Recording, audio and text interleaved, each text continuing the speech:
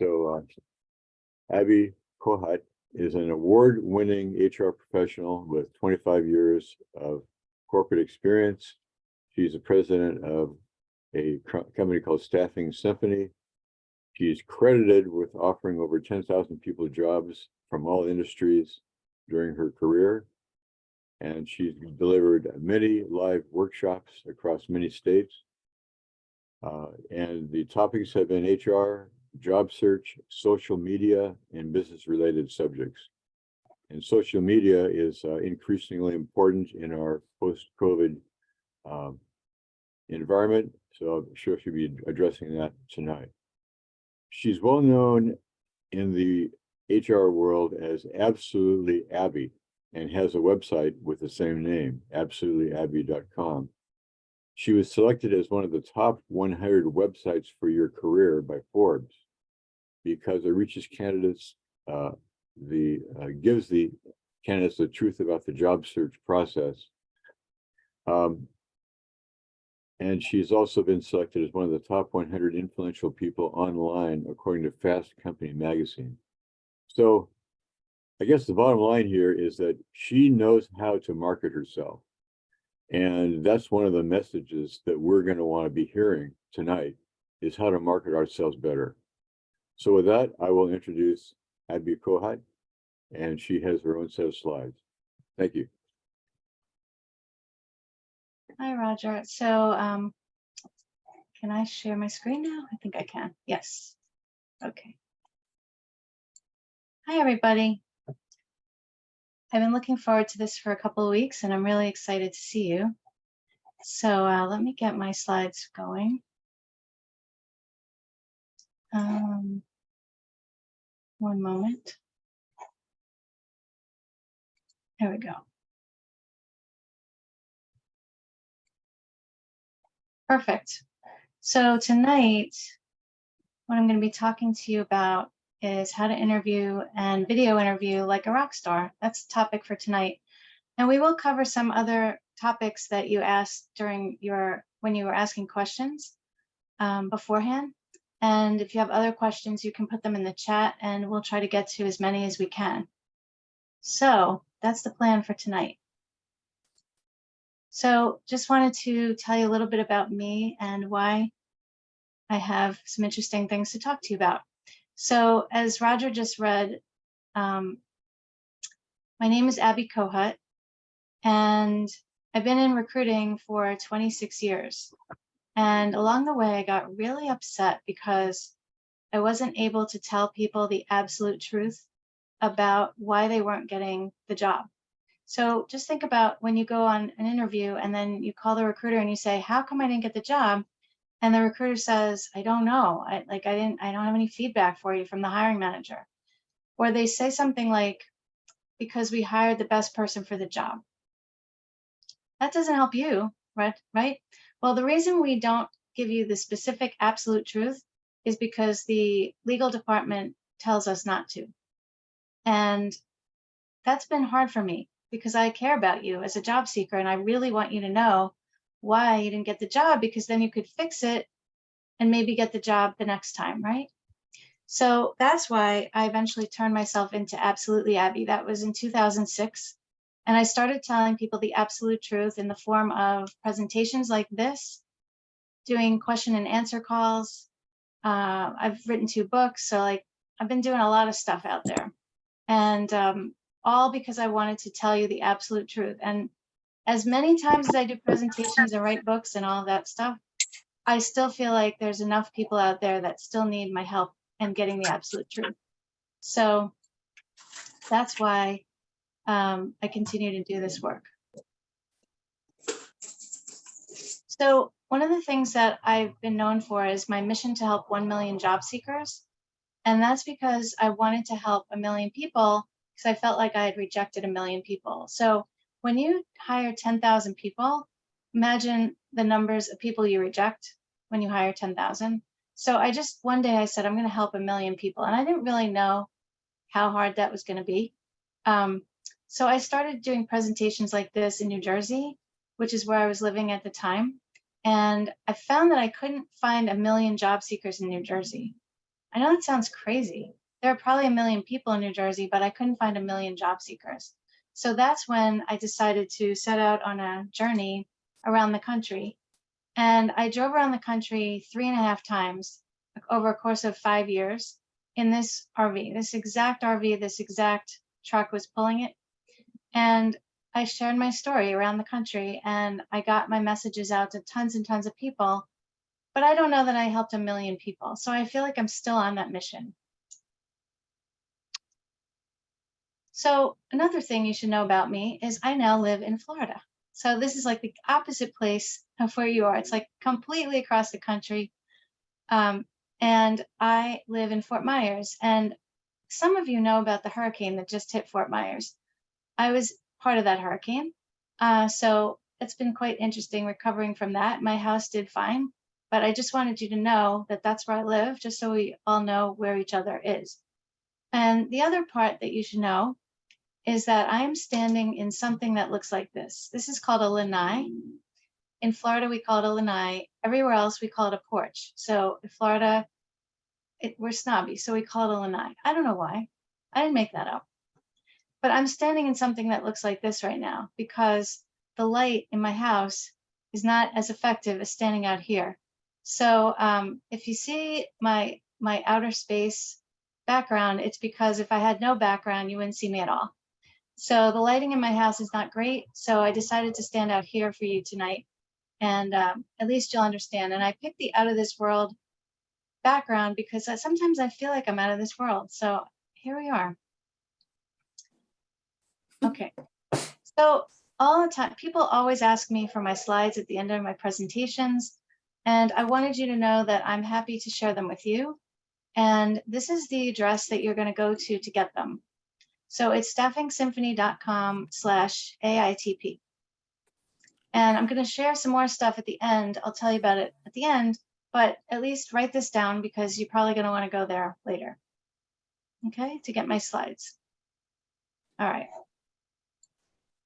So the first thing I want to talk to you about is probably the best or the most important slide in this presentation, and that's about being the captain of your own career. So if you show your resume to 10 people and ask for their opinions, you are going to get 11 opinions because everybody has an opinion about resume length. For example, some people say it needs to be 2 pages. Some people say it needs to be 1 page. Some people say it could be 3 or more pages. And the truth is there is no policeman of resumes. There's nobody that's going to come arrest you if your resume is too long or too short. There's no captain of resumes. There's no superintendent of resumes. There's no governor of resumes. There's no president of resumes. None of these people exist. So what this means is you need to be the captain of your own career and choose the resume size that you want it to be. So a lot of times people will say, well, maybe it should be what's relevant. And I go with that.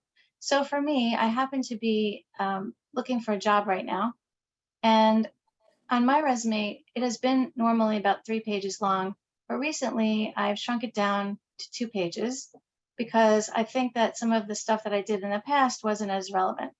So I just want you to know that it's okay to have a 3-page resume. It's okay to have a 10-page resume. If you're in IT, many of you are in IT, you can have a 10-page resume. It's perfectly fine as long as it makes sense what you're putting in your resume. But I want you to know about this because as we talk tonight, I'm not going to be speaking in facts. I'm going to be speaking in opinions. Really, because in the job search process, there's very few facts out there. If I have a fact, I'll actually tell you that it's a fact. And I'm going to tell you some stories, but these are actually stories that happened to me, which provide me with my opinions. So if you like something that I say tonight, write it down. If you don't like something I say, if I say something and you're like, that's bogus, I hate that, don't worry about it because it's just my opinion. Okay? All right. Okay, so this is what we're going to be talking tonight about: the phone screen, getting ready for the interview, the waiting game, video interviews, dressing to impress, interview gotchas, interview questions, and the after party. And we're going to take care of some of your other questions after, which will be some other topics. Okay, so this is the phone screen. So as a recruiter, one of the things that really drives me crazy is when we call you up and we don't get you on the phone. And I know that you're screening your calls because I'm screening my calls. I don't want to talk to scammers. I don't want to talk to telemarketers. I don't want to talk to any of those people. But because I'm searching for a job right now, I literally pick up any call that I get unless it's someone that I know that I don't want to talk to, right? Like a cousin. If I don't want to talk to my cousin Hal right now, I don't pick up the phone. But if I don't know who it is, if it's a foreign number, I don't care what the area code is, I pick up the phone. Because I know on the other side of the phone call, it could be a recruiter. And part of the problem is those recruiters might not leave a message. They might just not do that. So it's really important that you are available if you're a job seeker. The other thing that's important, so sometimes we're calling by phone.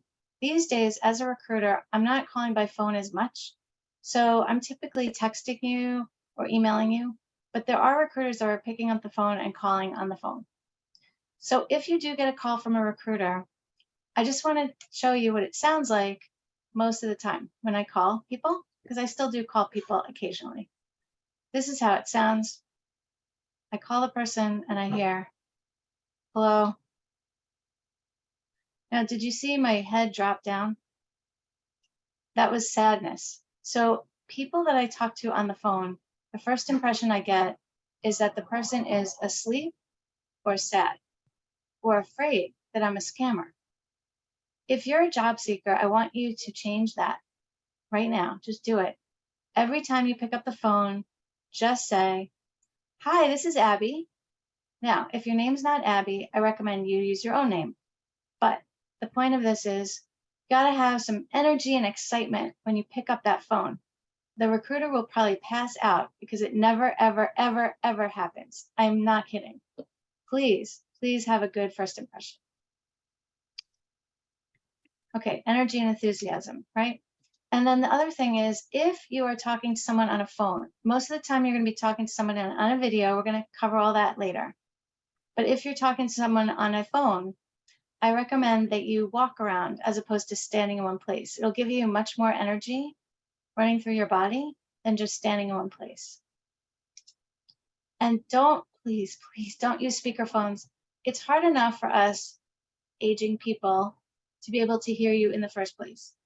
Please don't use speakerphones. Please just put your ear next to the phone when you're doing a phone screen. Okay, you can pick it up on speaker, but once you hear it's a recruiter, just pick it up and do it on your ear. It's so weird. I never hold the phone to my ear, ever.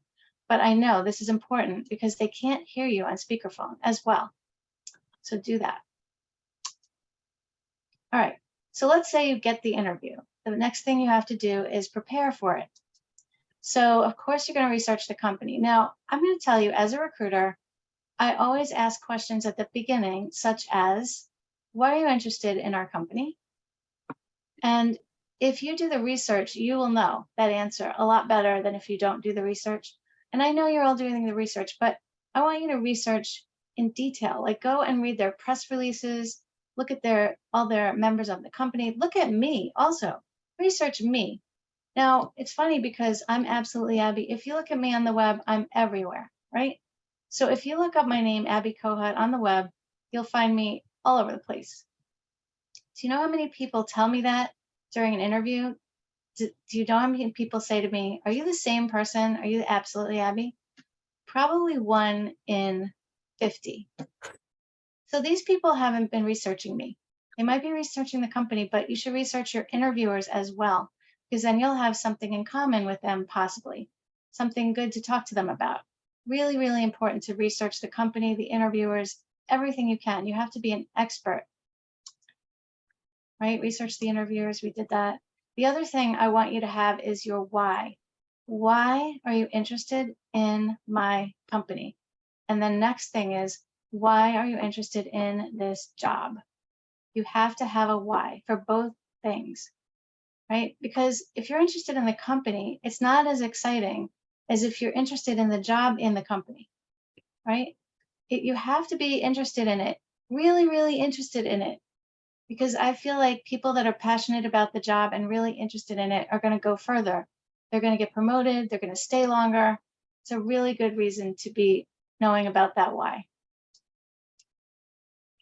And I want you to prepare questions to ask the interviewer. And there are so many different types of questions. So when I was interviewing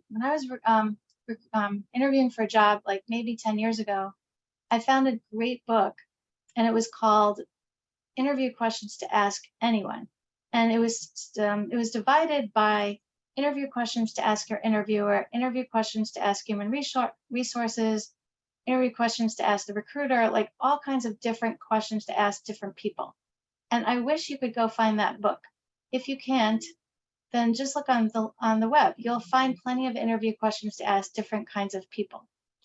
And I can give you a few of those right now that might help you. So, question that you can ask anybody that you're interviewing with is, what is the one thing you would want to change? If you could, what's the one thing you would choose to change about the culture? Usually people ask me, what's the culture? And that's such a relatively boring question because everybody asks that. But if you say, tell me about the culture, what do you think I'm going to say? I'm going to say, we're a great team. We love each other. We have cake in the lunchroom every day. You know, like, I'm going to tell you all the great, wonderful things about the culture. That's not what you want to know. You want to know what's wrong with the culture. And nobody says to me what's wrong with the culture, because that's kind of, it's not great. So if you say, what's the one thing you could change about the culture if you would change about the culture if you could, that's a great thing. You could ask everybody you interview that same question, including the receptionist, if you go into the interview, live interview. Okay, so then another great question to ask the hiring manager is, if we were having a performance review in 3 months and you rated me a 10, what would I have done to deserve that rating? I'll say it again. If we were having a performance review in 3 months and you rated me a 10, what would I have done to deserve that rating? This is for the hiring manager. This is not for HR. HR doesn't know this answer. This is your manager. That person would know. And maybe your manager's manager, if you meet them, like the VP or the C-level person, they might know that answer as well. Another way to say it is, what keeps you up at night? This way, if you go in and you know these things, then you'll know how to be great at the beginning when you start. It also is a much more intelligent question than, tell me about the day-to-day responsibilities. It's just it's a higher level question. They will be impressed with that. Okay, so those are two that I always give people. And what we'll do at the end is maybe if you can put in the chat what question you ask that you know is a really good one. Why don't you put that in the chat and I'll read them off. Okay. The next thing you want to prepare for is the STARS. These are situation, action, results questions. These are, tell me about a time you did this. Give me an example of when you had this. Those types of questions.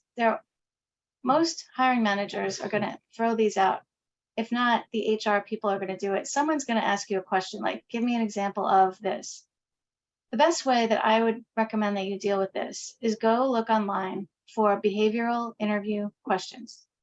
There are plenty of sites you can find these on, and then take them and write answers to them before you go on your next interview. That's it. Because someone's going to ask one of them or two of them. And this way, if you prepare these questions or these answers, you'll know what to do when you get them. And then if by some chance you're going to have to go into work every day, which I hope you don't. I'm working remotely and I never want to ever work in an office again. But maybe you do, and maybe you have to. For some reason, practice the commute before you decide to, well, before you can go on the interview, but practice the commute. Make sure you're going to be able to deal with it 3 days a week or 5 days a week or whatever they're going to expect. And of course, it's okay to cancel your interviews. This happens to me all the time. People are always switching things, canceling things. The answer to why are you canceling is I had something. You just don't want to say I had another interview, right? That's the one thing you don't want to do. You want to come up with something. I have to take my husband to the doctor. Something I always use if I have something. Things like that. But don't cancel because you have another interview, or at least don't tell me that you have another interview. Okay. Now, I used to talk about this when people were going into an office, and I used to say, if you have the sniffles, cancel. Like if you have any cold or any illness whatsoever, cancel. Now that we're on video, we don't really have to worry about that. You can have a cold and still do an interview. But people still cancel for that too. I should tell you that. All right, so we just talked about regular interview prepping. What about if you have a video interview, which is probably what you're going to have? So the same thing here, we're going to still research the interviewers. Now, I recommend that you get to the meeting 5 minutes early, but not any earlier. The reason being that we schedule interviews sometimes back to back. So I might have somebody at 1 o'clock and then somebody at 1:30. And if you come at 1:10 or 1:15 or 1:20, you're going to bump into my other interview. So 5 minutes early or even 3 minutes early. But I'd say 5 minutes early because you want to make sure everything is working. I cannot tell you how many candidates a week have technology issues. Sometimes it's me though. Sometimes I'm trying to get on the call and I use Teams rather than Zoom most of the time. Half the time it's me, maybe not half. 20% of the time it's me. Everybody else has issues getting into Teams for whatever reason. I don't know what it is, but they can't get in. The speaker isn't working, the video isn't working, something isn't working. So if you get in about 5 minutes early, you can probably take care of both of those things and get there in time for the interview, but not too early. And I've had people that sign in for the interview like an hour early. That's still a problem because if I'm doing an interview with the same code for some reason, you might bump into it. That happens more on Zoom, not on Teams. Teams, it's all separate interviews, separate codes to get in. The other thing here is to know your resume. Now, I used to talk about this when people were sitting in a waiting area and didn't have anything to do, and I would tell them to read their resume. So I did this recently, like maybe, I say recently, maybe 2 years ago. I was on an interview, sitting in an office, waiting, reading my resume, and I'm like, I don't remember even doing that. I'm really cool. You need to think you're really cool before the interview starts, right? So read your resume and you'll realize how cool you are. It's a really good thing to do. So know your, and all, plus you'll be able to remember what you did when they start asking you questions. You'll remember things that you did. So even if you don't do it before the interview, do it now, do it today. Read your resume, remember how cool you are. Okay, the other thing you can do is to put your resume on the screen. Because if you have it down here, you're doing this a lot, right? You're doing this a lot. So if you could put it on the screen, you might be shifting your eyes a little bit, but it's still there and you can look at your resume. It's like having a cheat sheet a little bit. So you can put your resume, tape it on the screen. And this is really important. So a lot of people are looking at the interviewer when they're interviewing. So they're looking away. A lot of people are interviewing like this, looking like this. And it's a little distracting when people do this. Sometimes people have 2 monitors, and thankfully they say to me when I'm doing this, it's because I'm looking at another monitor, which is very nice of them to tell me.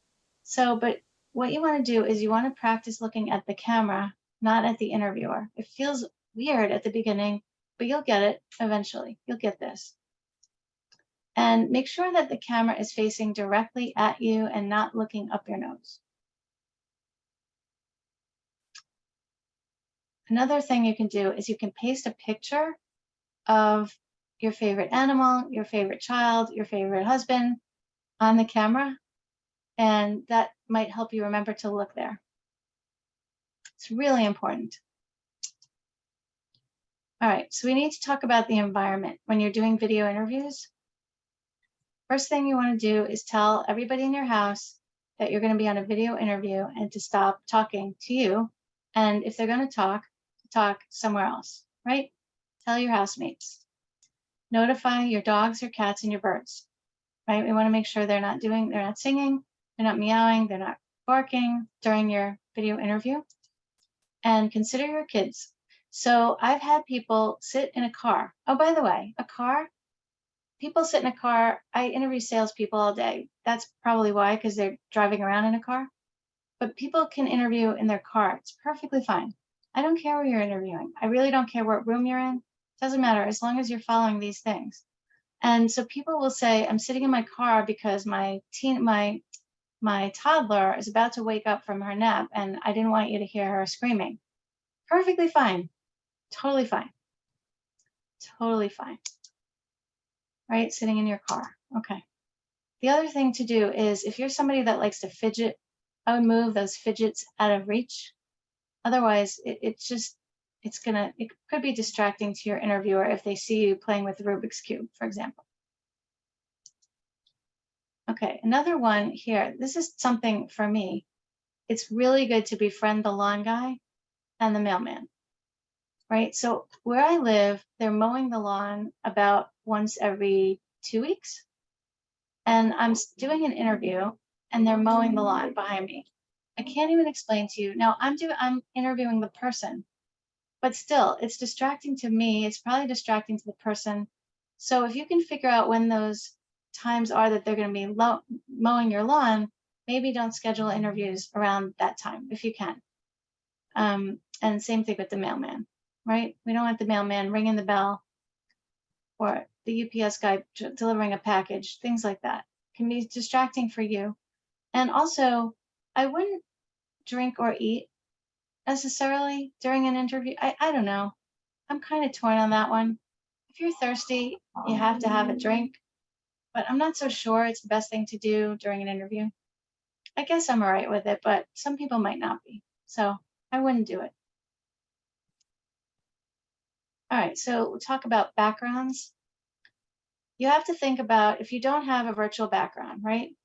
You have to think about what's behind you. So what's behind you? Let me go back to that. What's behind you? For example, I saw a bunch of beer bottles behind somebody who was interviewing, like as if they went to the local fraternity and drank all the beer that was there. It was like all the bottles. It was crazy. That's probably not the best thing to be having behind you. If you're going for an executive position, a director position, if you're just going for like a regular person that fixes computers, I'm not so worried about that. But still, I think I'm still worried about that. So really, just try to get a good background. And a virtual background is really probably the best one. But don't use the one in this picture, this Miami picture that I have up here. Don't use that one. That one actually moves if you have it. So it shouldn't be a distracting virtual background. This is the other thing. If you have a fan behind you, because it's hot, don't have the fan on during the interview. It's so distracting to the interviewer. And somebody once told me that if you have air conditioning on in the background, it lowers the, I don't know, you guys are IT people. A lot of you are IT people. Maybe you can tell us why you shouldn't have an AC on while you're doing an interview. It's something about, it interrupts the, I can't even think of the word, but just don't do it. Like shut off your AC, shut off your fan, shut it off during the interview. Somebody's going to know this answer. It's probably in the chat. Okay. And also, this is a really good idea, is to keep your background always ready. Because if somebody talks to you on the phone and they're like, hey, can we jump on a video call to finish this call? And you want to say yes, but you don't want to have the beer bottles behind you. You know what I'm saying? So have your background always ready. Now, setting up an office is not necessary, but check out this woman. Her name is Marie Forleo.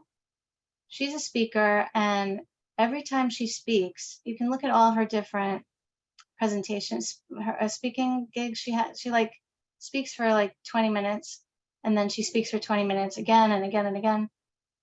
If you go find her on the web, you'll see that she has a different office every time she speaks. So I have a feeling those might be virtual backgrounds, but that it's really, her backgrounds are really cool. So if you can get something like that behind you, that might be a really good thing to do. There are a lot of virtual backgrounds and teams that I like, and they all look like offices. So I tend to use those. And oh, right, yeah, very important. Remember to wear pants. Very important. You don't want to be standing up during your interview. And I don't even think pajama pants is good. Sweatpants, maybe. All right. So talking about light. So this is really important. It depends on what time of day you're having your interview as to what type of light you need to have.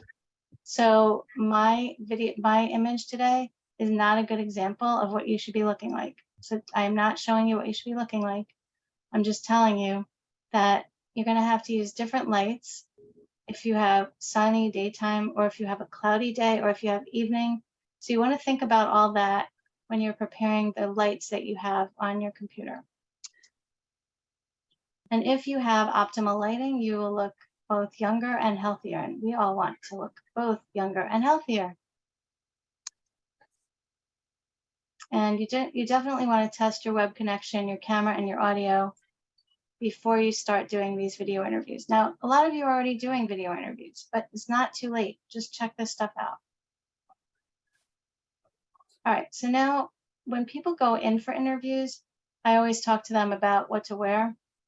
So let me show you a couple of things. So don't wear these things. These are not good things to wear. All right. But we'll talk about some things that are good. So red lipstick. Now, this woman in the picture, don't do that. But red lipstick is a good thing to wear. It may feel really weird if you're a woman, and if you're a man, I'm not talking to you. But if you're a woman, red lipstick, people will focus on your lips and will focus on what you're saying as opposed to what you look like. So red lipstick is a great thing. Speakers wear red lipstick a lot of times as well, because again, they want people to focus on what they're saying. So red lipstick is good. Another good one, this is like a little secret that someone taught me somewhere, I don't remember who, but I love it.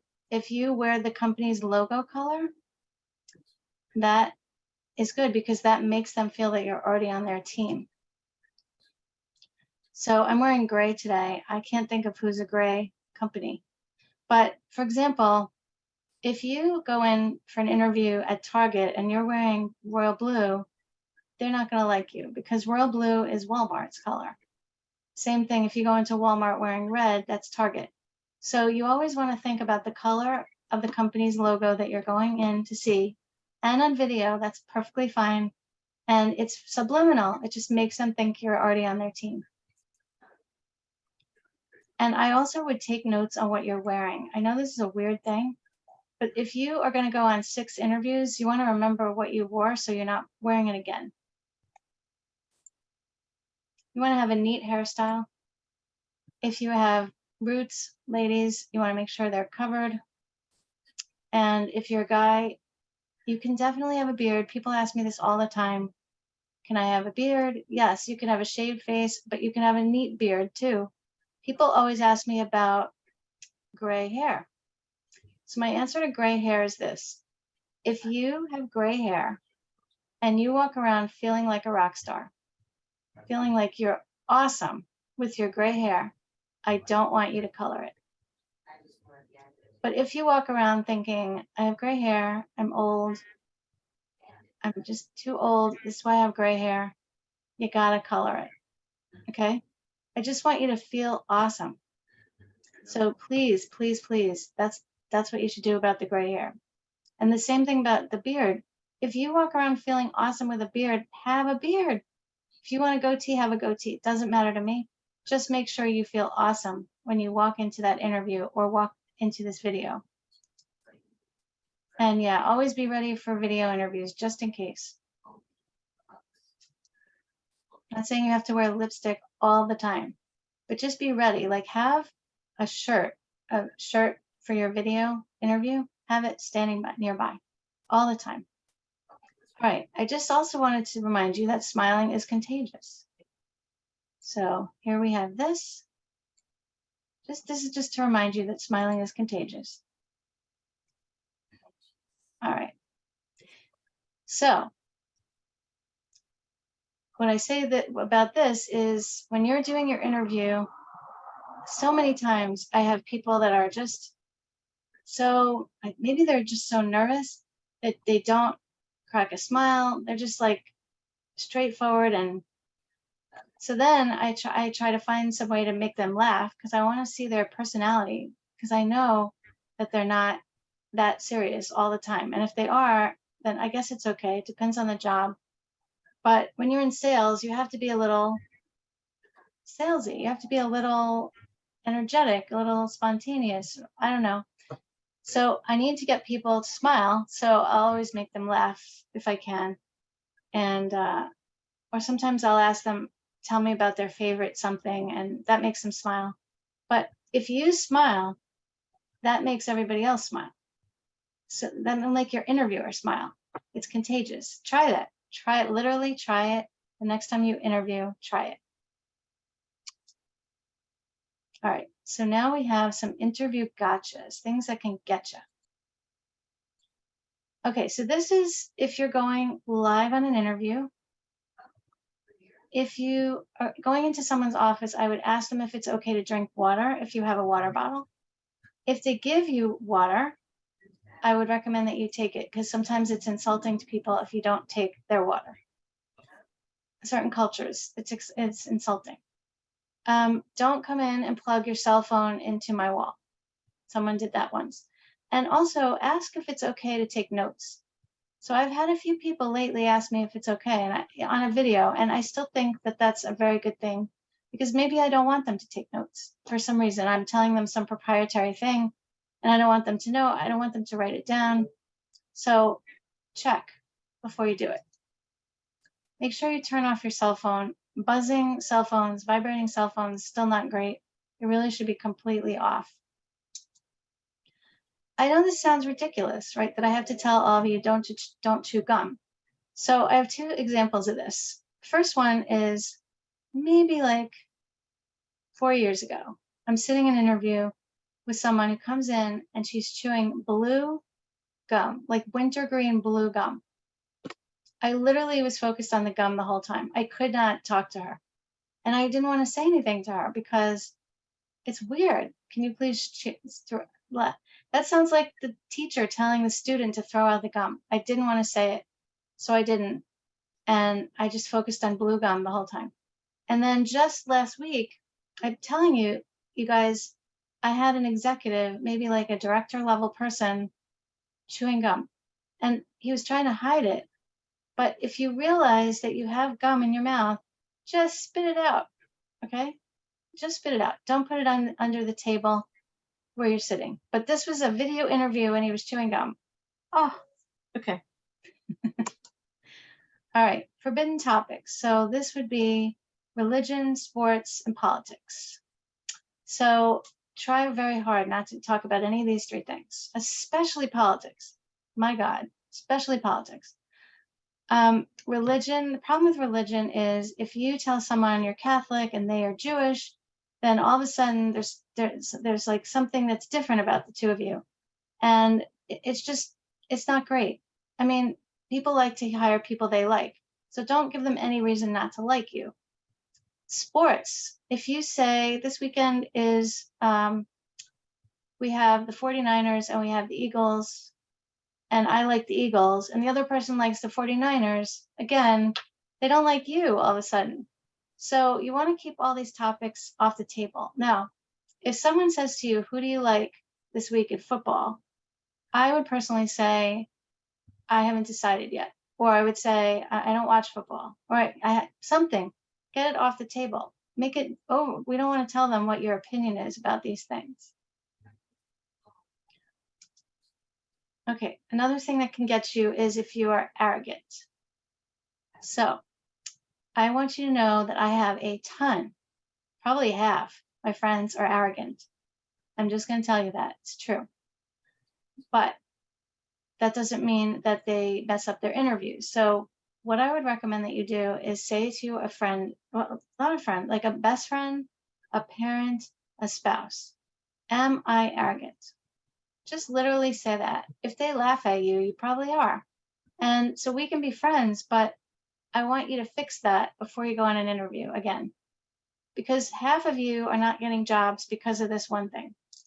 It's because you're acting arrogant and arrogantly. And it's very, very important to fix that. So definitely ask people about that and see what answer you get. And then you got to just tone it down a little bit. Tone it down a little bit. Okay, now body language, I could do a whole presentation on body language, but I had somebody doing this during an interview on video the other day, literally the whole time. That doesn't work. Like, especially that's a salesperson. I'm not going to send a salesperson out that's going to lean on their hand while they're supposed to be talking to a doctor. These little phrases can get you. One of them is called like I said, and the other one is to be honest. So the like I said, when people say that to me, it's like scratching on a chalkboard. Like I said, it sounds very condescending. And it doesn't matter if you say it once or twice, but if I start hearing you say it a lot of times, then I write it down and I start counting how many times you said it. And I tell the hiring manager. And then to be honest, it's the same problem. If you say to be honest, I feel like saying, well, how were you honest the whole time or just in this phrase? That drives me crazy. And by the way, I've told this to other recruiters and they agree with these. Other recruiters believe what I'm saying about these things. Okay. All right, so more things that we have that can get you is a lack of passion. So I want you to be excited about this job that you're going to be interviewing for. And we talked about that a little bit earlier. You got to be excited about the company. You got to be excited about the job. And we talked about taking notes a little bit, looking down. We talked about that a little, but I had somebody the other day doing this for a lot of time, and she was looking at her resume, I think. I had somebody do it live in person, and I've had people do it live in the interview, on video. So yeah, not so good. You have to know your reasons for leaving, and you have to know your reasons for having gaps. Okay? So reasons for leaving, if you got downsized with 1,000 people, that's not any fault of your own. So please don't worry about that. If you got downsized with 20 people, it's probably no fault of your own. Don't worry about that. If you got downsized by yourself, that's something you have to think about. You have to have a really good story for that because I'm not sure why that happened to you. So hopefully it's because they downsized your position and hopefully they said, we love you. We want to give you a recommendation. We'll talk to anybody about you. That's a good reason for leaving. That's okay. So, but be able to talk about the story of your leaving and also be able to talk about the story of the gaps that you have. Gaps are not a problem as long as we know what you were doing within the gap. Being dishonest is disaster. You want to have the same thing that you got to tell the same thing to every interviewer that you have. Okay, then there's the asking weird questions. This could be a problem. Here's a weird question. If you ask them, how many sick days do I get? Or not how many sick days, can I get additional sick days? That's a weird question. And then struggling with weird questions, if someone asks you, what kind of tree would you be if you were a tree? You have to be able to answer that. And the answer to that is anything, any tree that you pick is fine. They ask you that question just to see how you think. So don't freak out when they ask you, what kind of tree would you be? What kind of house would you be? What kind of animal would you be? I've heard that too. The best friend trap is sometimes HR people like me make you so comfortable in the interview that you start telling them stuff that that you shouldn't be telling them, like about your illnesses, your many children, all kinds of things. Don't tell them stuff that you wouldn't want to tell a recruiter. I know we make you feel so comfortable. All right. there are 3 questions that I want you to know the answers to. Okay, these are the 3 HR questions that are probably going to come to you in every interview, every HR interview, every other interview, these 3. So I want you to know the answers to these 3. And at the end, if we have some time, we can go over some answers to these 3. But it's tell me about yourself, the weakness question, what's your greatest weakness? And the questions question is, do you have any questions? I want you to have questions at the end. You really have to have questions at the end that are intelligent, that make you seem like an analytical person, an intelligent person, questions that they don't get from everybody else, questions from the website. Those are the types of questions you want to have. All right, so the key to all of this is practice and being on time, obviously. Yeah, this thing here, being self-conscious and fumbling over the technology. Like if you arrive late to the interview, you're going to be thinking about, oh my God, I arrived late. I wonder what she's thinking. I'm not going to get the job because I arrived late. That's why you have to be on time, so you don't feel self-conscious. And if you mess up the technology, you can't get on Zoom, you can't get on GoToMeeting, you can't get on Teams, and you're fumbling over it, it's going to mess up your it's going to make you feel less confident. So that's why you really have to get there. No one was born with interviewing skills when they came out of the womb. Trust me. So to practice video interviewing, attend video networking events like these. Now, I know at the beginning we were asking for you guys to talk. At the beginning, give your opinions about some things, and nobody was talking. This is the time to practice talking on video, is during networking interviews. Just go to virtual networking events everywhere. They're all over the place. It'll help you. Or you can practice with a friend or family member or buddy, job search buddy. Practice, practice, practice, practice. All right, so a few things at the end. You should expect more than one interview. These days, I'm hearing about 5, 6, 7 interviews. It's not unusual to hear about that. And I want you to send thank you notes, whether you're having phone screens, interviews, video interviews, and even to the recruiting coordinator, which would be great. And the recruiting coordinator never gets thank you notes. So if you send one, they're probably going to send it out to everybody, and they're going to be all excited. When I say memorable thank you notes, it shouldn't be the same thank you note to every single person, okay? So, and if you're having like 5 phone screens, it should be, you put like some of the same stuff, but the middle paragraph should be different. What you learned about, what you forgot to tell them about, what mistake you made during the interview that you want to correct, stuff like this. But send thank you notes, and these should go via email, not via mail anymore. And they should go fast, so within 24 hours or even less. I've had hiring managers tell me, I'm not going to consider that candidate because I didn't get a thank you note for them, so they must not be interested. Can you believe this? This is actually true. So this is an important thing. And call your references, make sure they're willing to say that you're awesome, not just willing to say that you're good, willing to say that you're awesome. Make sure they are. The never-ending interview is, what I talk about here is that from the minute you start interviewing with the company, which means the minute you send a cover letter and a resume to this company, consider yourself on an interview. And then when you're texting with the recruiter, don't send smiley faces, don't say OMG, don't curse. My God, I just said, oh my God. People curse during interviews. I had a guy curse twice today during an interview. That's not going to work. So you want to make sure that everything is being evaluated. So be in your top, can't think of what I'm trying to say. Be your best in every stage of the interview because it's constantly happening. And send the thank you notes. After the interview, don't stalk the recruiter. Ask the recruiter, when can I follow up? Take what they say as truth and do that. Okay, so my ABCs of interviewing, always be positive. Yeah. People come into interviews and they're negative. They talk negative about their past employers. They're negative about their current situation. You have to be positive. And then be prepared. We talked about that a lot. I want you to be cool, calm, and collected.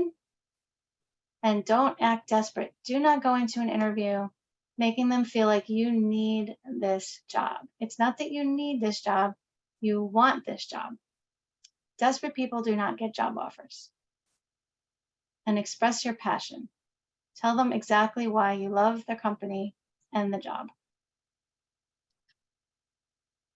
All right. So we're going to take Q&A in a second. But before we do, I just wanted to remind you that we have these slides are going to be available. And we also are making the recording available for you. Plus, we have some goodies when you go to this website. So the website is staffingsymphony.com/AITP. And so you're going to have these slides, the recording of today, and the goodies. One of the goodies is that I have a website that has 2,000 jobs on it, and they're hidden jobs because they're posted by headhunters and not companies. And the headhunters typically don't post their jobs on LinkedIn. They very, very rarely do that. So they're basically hidden jobs. And I have a website for you so you can find those jobs. I also want to invite all of you to my career wake-up calls, which are happening once a month. We had one on Tuesday. We had 130 people on it, and I was answering lots of questions. So tonight, I'm going to answer a bunch of your questions, but we might not get to all of your questions. So if we don't get to your questions tonight, you can join me on my next career wake-up call, which is on February 16th. It's a Thursday night at 8 p.m. Eastern. And so we can get to your questions at the next career wake-up call. And so there's that. I'm trying to remember if there's something else. And there's some extra goodies in there for you once you get to that site that we have set up for you. I think I said everything. So yeah, just staffingsymphony.com/AITP. All right. So now we can get to the Q&A. And I think, Roger, should I get to the questions that I already have? Should I do that first, you think? Sure. There's just I think 3 or so questions in the chat. So you can go right ahead and Okay. with the ones that you already have prepared. All right. So let me stop this so I can get over to my Word document.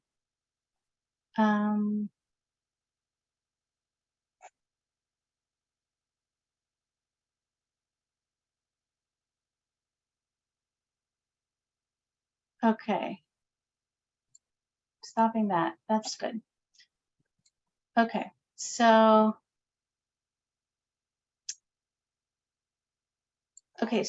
people asked, someone asked, how do you get your resume noticed in an ATS system?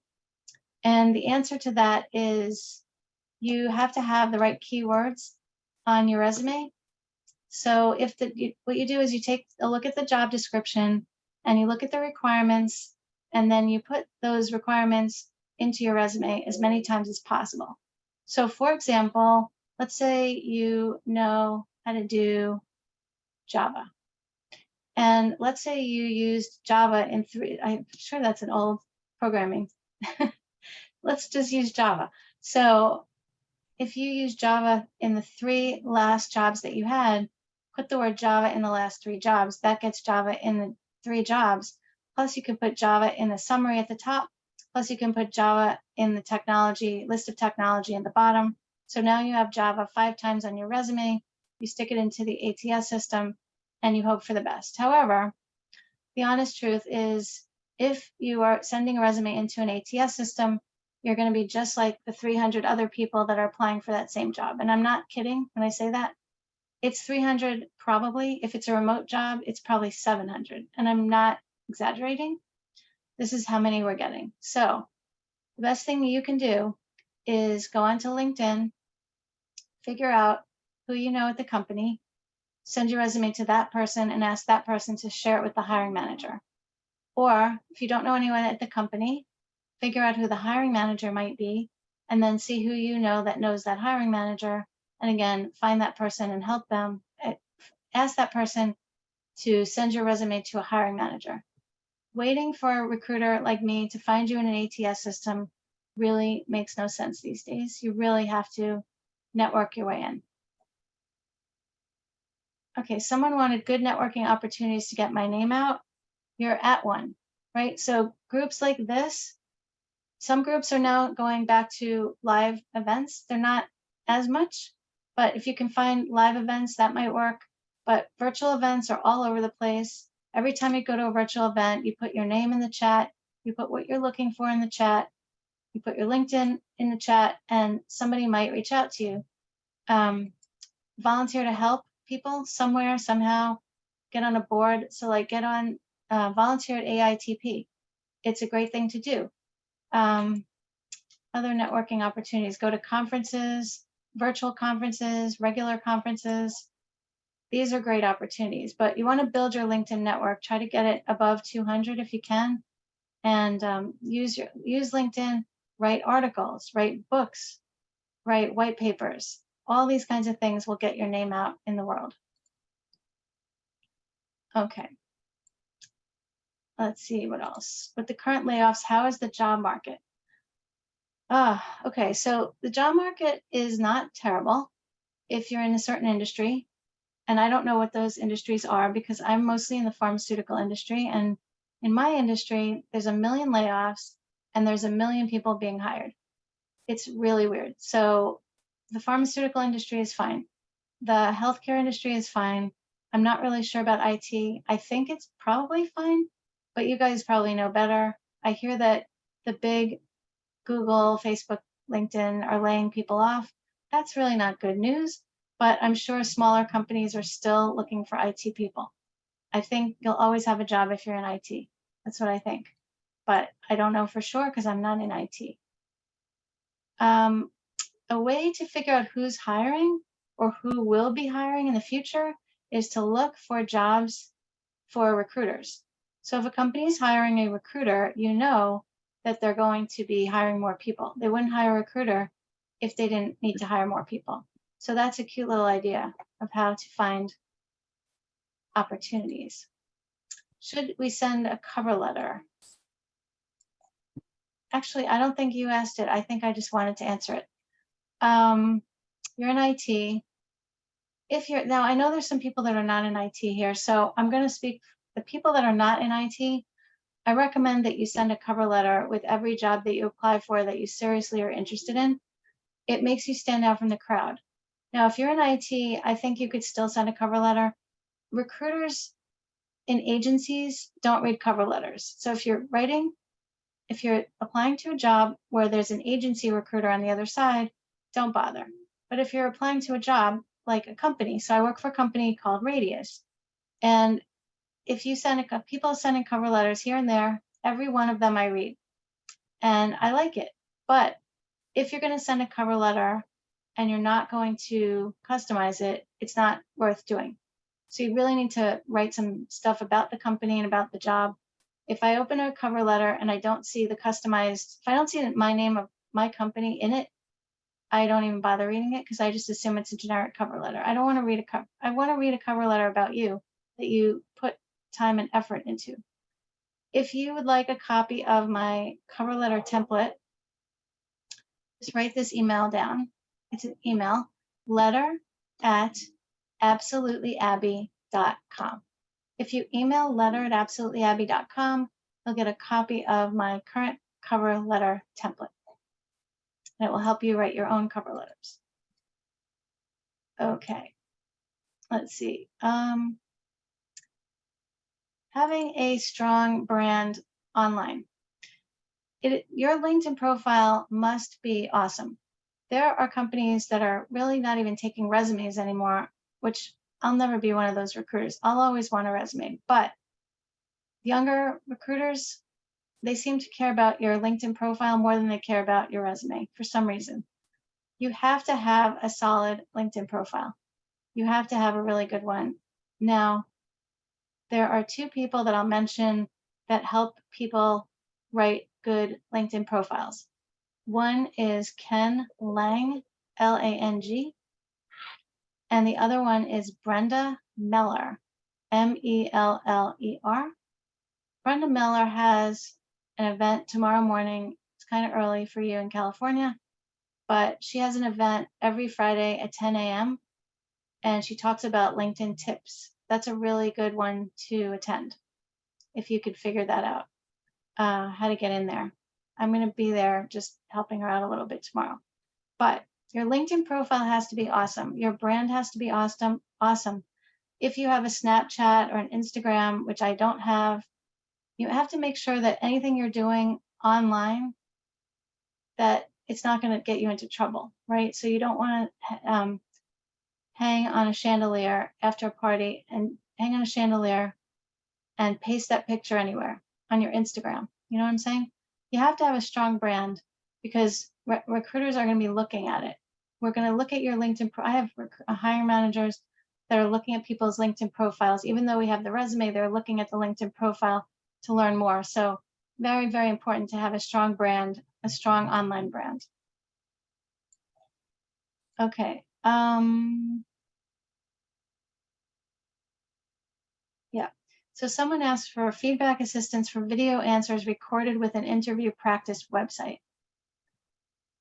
I'm wondering if that person is here, and if they are, I think I want to ask them what they exactly meant. I think I know what they meant, but I'll call on you in a second. If that was you, I'll call on you.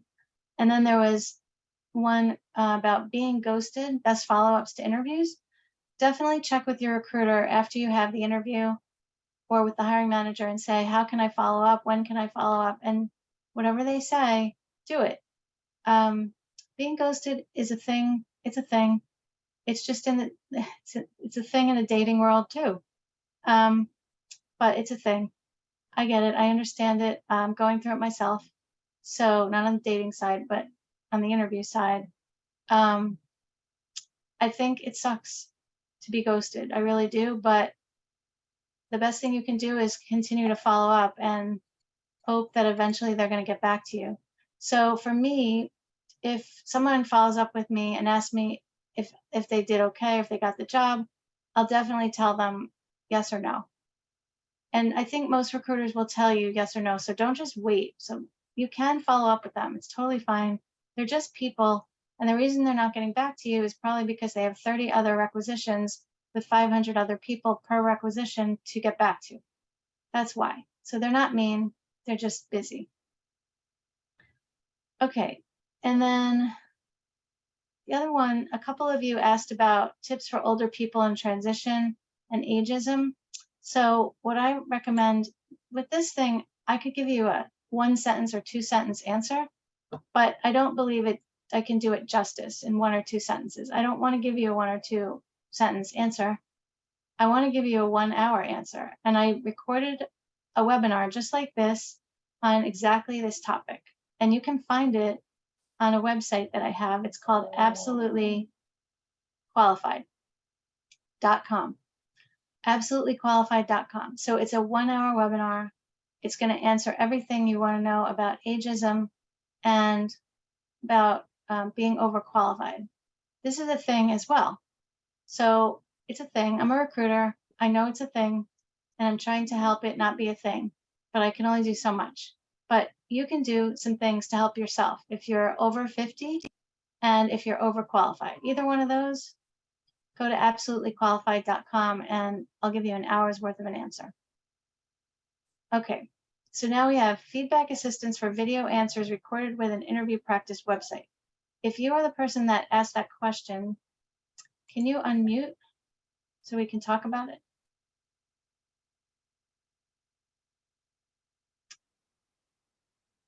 Okay, maybe you're not here.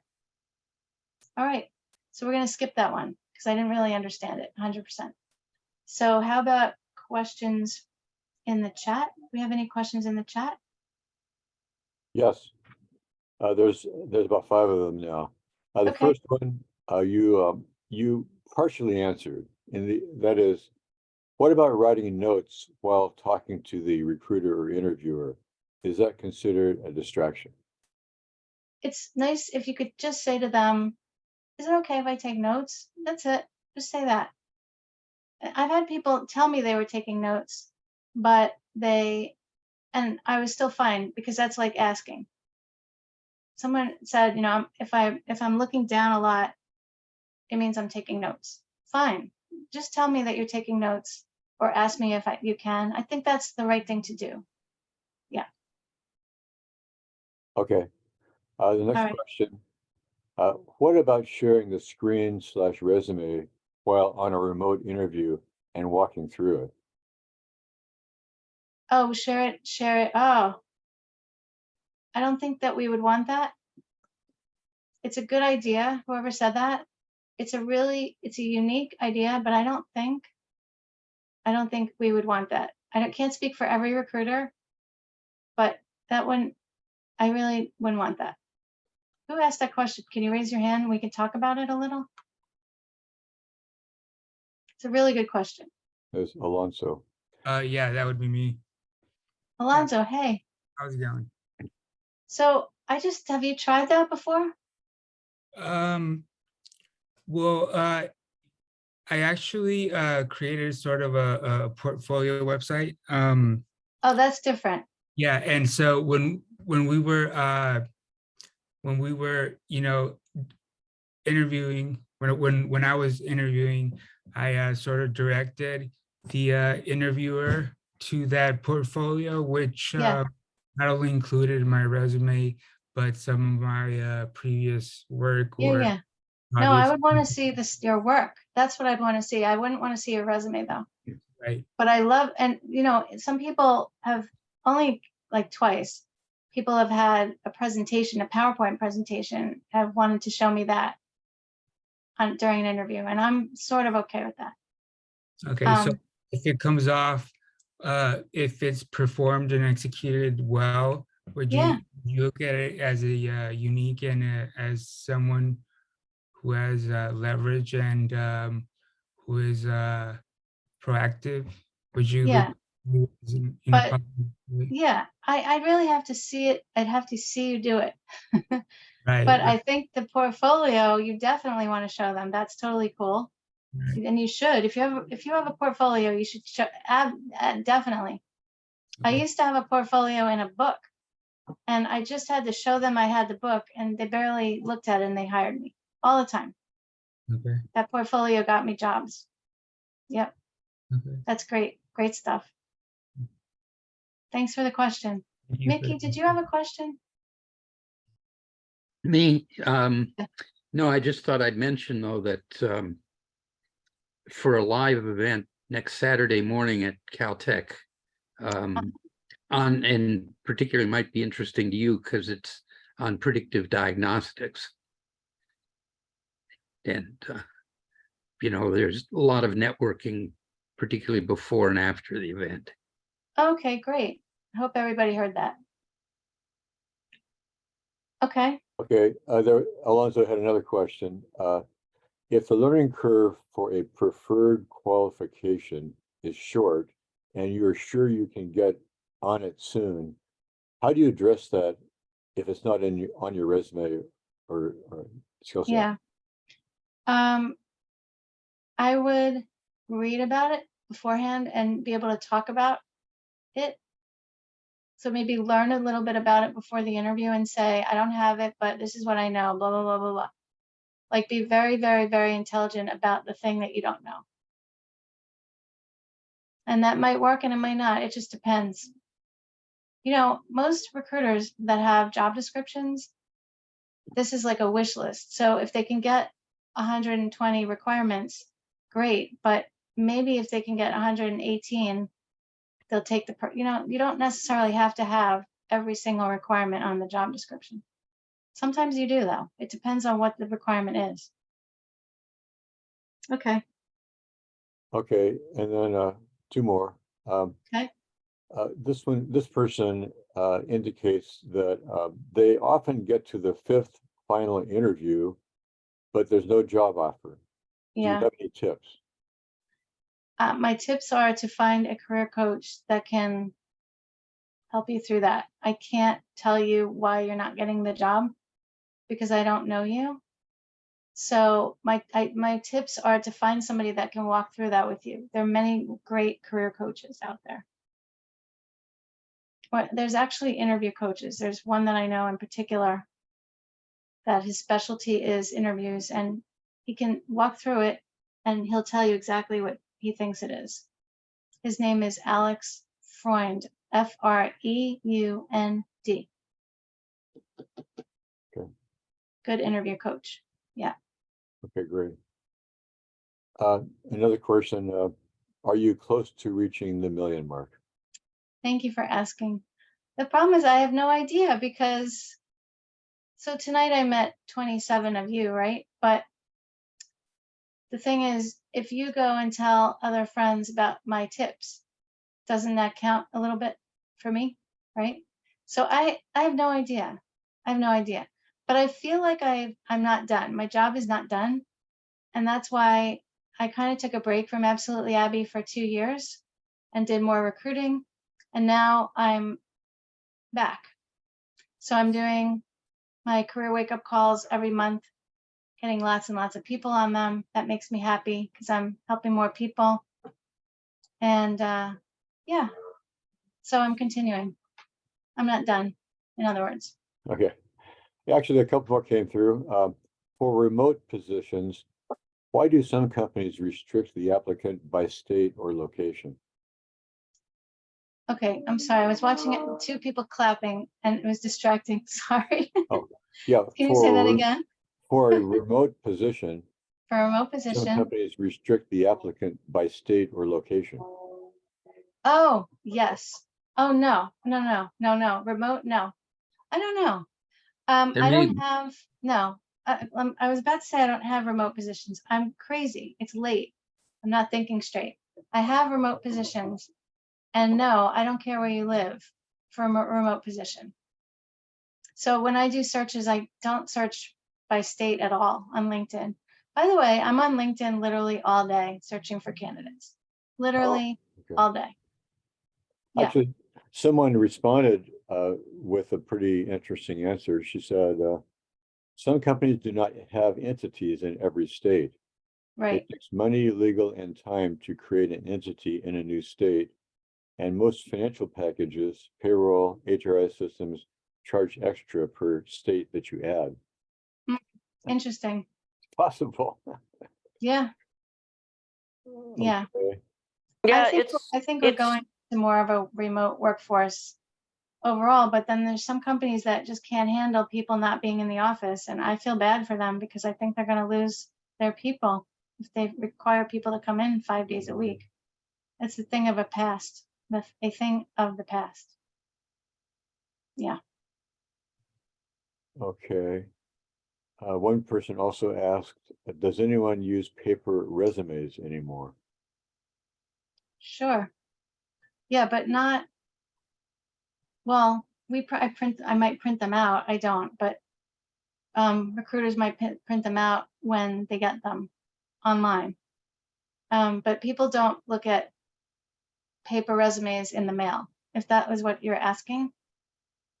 And it's because they're not in the office. So mostly it's all online, which is why the thing about 1 or 2 or 3 page resumes is so silly because nobody's counting.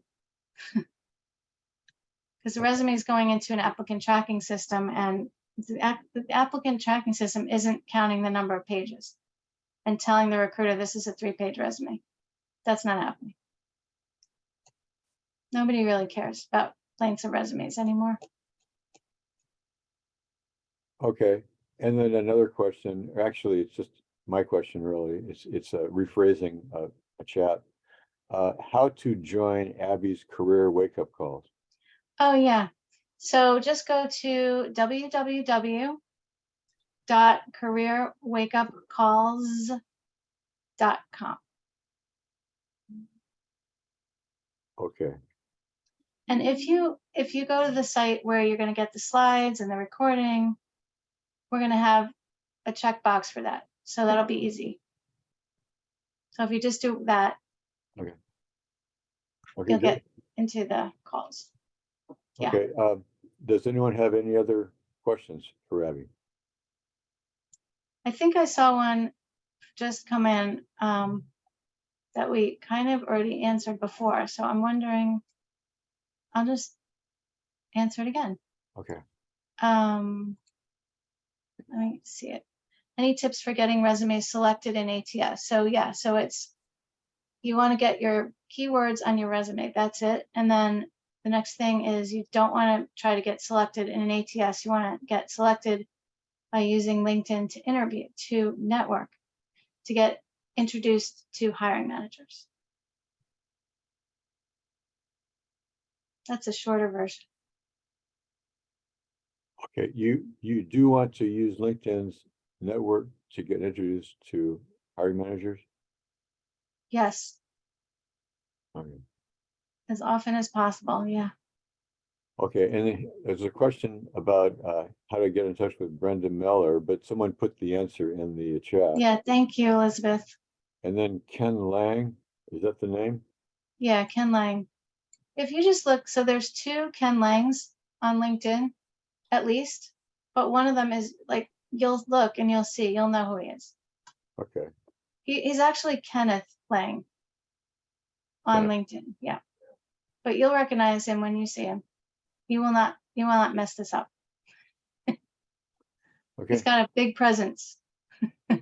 fabulous. Well, thank you.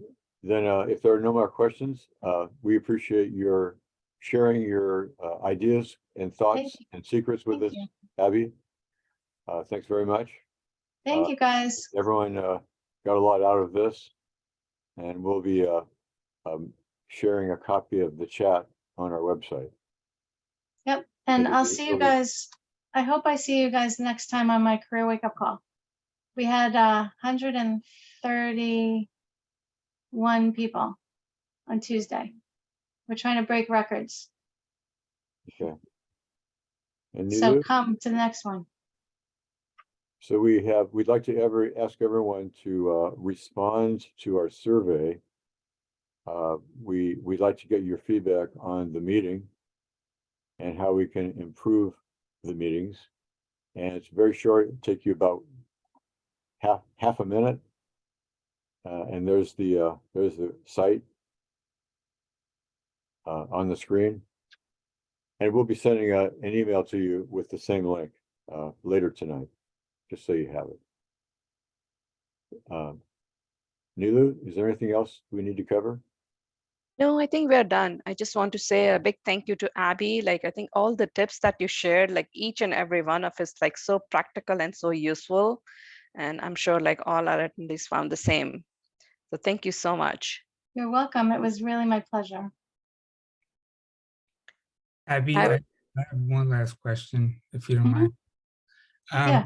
So say the employer in the requisition checklist has a need for a certification that could be exchangeable, like say Lean and Scrum. Yeah. And say you possess a Scrum, but the job posting, requires Lean or states it under the preferred qualifications. Do you convince the recruiter in the interaction between you and them that it's some issues overlap so that they see you as a good candidate, or do you wait to address the issue until you get interviewed? I think you should do it with both, honestly. Yeah. Okay. It's important. I mean, the recruiter is not going to pass you on if they don't think that you're qualified. So you're going to have to probably convince the recruiter first. So a lot of times I feel like I have to convince my hiring managers that they should talk to my candidate, even though the candidate doesn't have exactly what they need. I do it all the time, like all day long. So you have to convince the recruiter first, and then the recruiter will convince the hiring manager for you. Gotcha. Unless you can get to the hiring manager through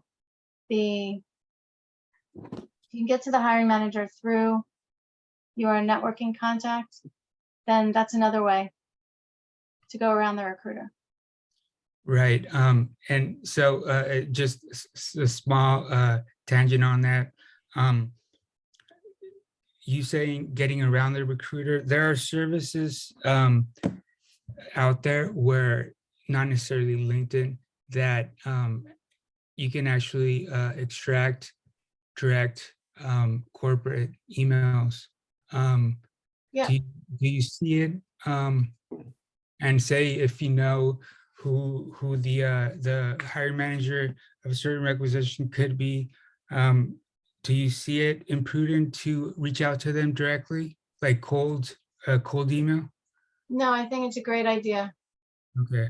It's because if everybody is doing something, you want to do the opposite of what everybody's doing. Nobody's doing that. Okay. Yeah. Okay. Yeah. Try it. Yeah. Okay. Okay. All right. Thank you, Hi, Abby. Edward. Yeah, I have a small question. Generally, the hiring managers, they have a thumb rule, 5-second thumb rule of reviewing the resume. Can you explain something about that one? Can you say that again? I'm sorry, I didn't hear that. 5-second review of resume Oh, by the yeah. hiring manager. Yeah, That is true or not true? it's true. Yeah, it's true. Okay, thank Yeah, you. it's the same 5-second review that I have with my resumes. If it doesn't look like it's gonna match, we toss it. That's why you have to get our attention. You have to have all your good stuff at the top. All right, guys, it's bedtime. It's 10:30. Thank you. Thank you. So I'm gonna wish you Okay. good night, okay? Thank you, Abby. All right, you're welcome. I hope you have a good night. Thank you, Roger and Neela also. Okay. Yeah, thank you, Roger and Nilu, exactly, and Carol, who's not here.